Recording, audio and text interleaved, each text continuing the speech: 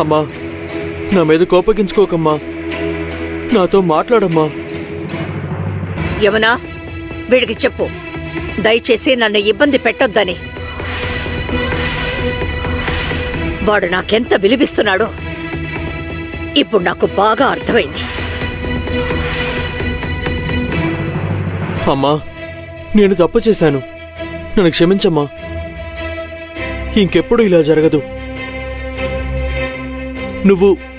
నువ్విలా నాతో మాట్లాడకుండా ఉండకు. నువ్వు నన్ను క్షమించి నాతో మాట్లాడేంత వరకు నేను ఇక్కడే ఉండి నీకు సాష్టాంగ నమస్కారం చేస్తాను.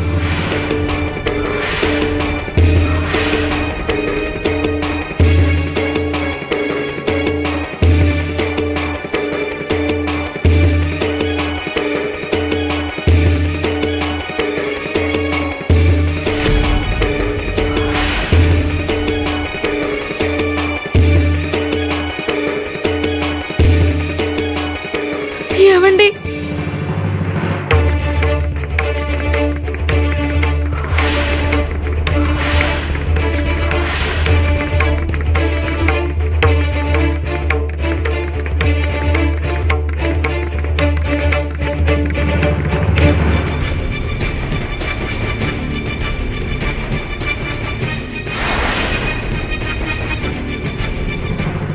బ్రహ్మరాక్షసి, అందరికంటే తనే గొప్పది, అందరూ తనకి మొక్కాలి. చూశారండి, దిగు సఖుని తిట్టేలా చేసింది.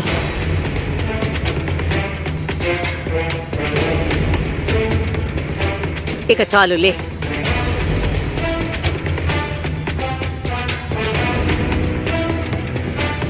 పైకిలే, లే, దిగు.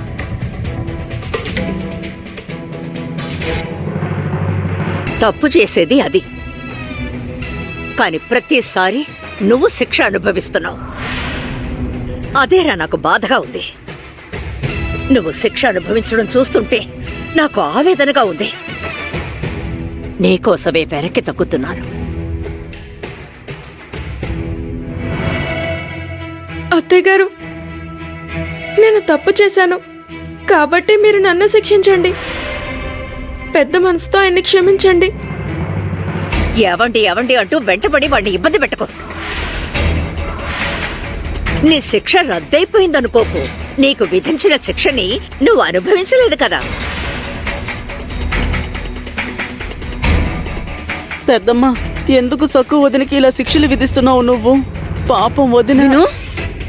విను, నీకెంత ధైర్యం రా నన్ను ఎదిరించి మాట్లాడడానికి? ఎవరడ్డ చూసుకుని?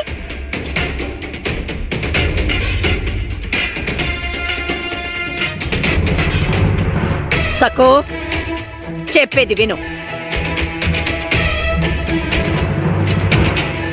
ఆ పాండురంగడంటే నీకు చాలా భక్తి కదా.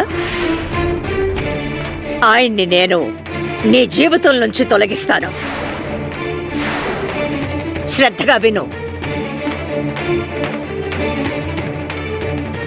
బాబాగారి పాదరక్షలు నీ తల మీద పెట్టుకోవాలి. నాగోజీ నాగోజీ కులదైవం నాగోజీ, ఇలా నువ్వు ఆయన్ని స్మరిస్తూ బాబాగారి ఆసనం చుట్టూ నువ్వు భక్తిగా ప్రదక్షిణలు చేయాలి.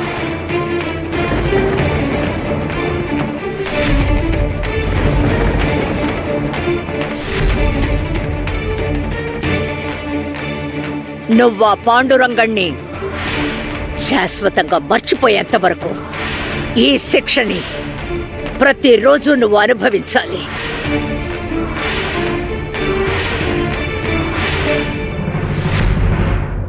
ఈవిడికి ఇలాంటి ఆలోచనలు ఎలా వస్తాయి? రోజుకో కొత్త శిక్ష వేస్తుంది. ఖచ్చితంగా ఈవిడికి దెయ్యం పట్టింది వత్సలా. నా మనసులో ఎప్పుడూ పాండురంగ పాండురంగ జయహరి పాండురంగ ఈ భజనే మెదులుతూ ఉంటుంది. అది మర్చిపోయి నాగోజీ నాగోజీ అనే స్మరణ ఎలా చేయగలను?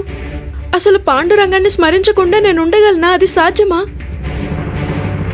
ఏయ్, ఏమిటి దీర్ఘంగా ఆలోచిస్తున్నావు? చూడండి చూడండి, నాగోజీ బాబా గారిని స్మరించమని చెప్తే దీని మొహం నల్లగా మాడిపోయింది, ఏడుపు మొహం పెట్టింది. పైకి మాత్రం చిరునవ్వుతో చెప్తుంది, అత్తయ్య గారు నేను మీ ఆజ్ఞ పాటిస్తాను అని.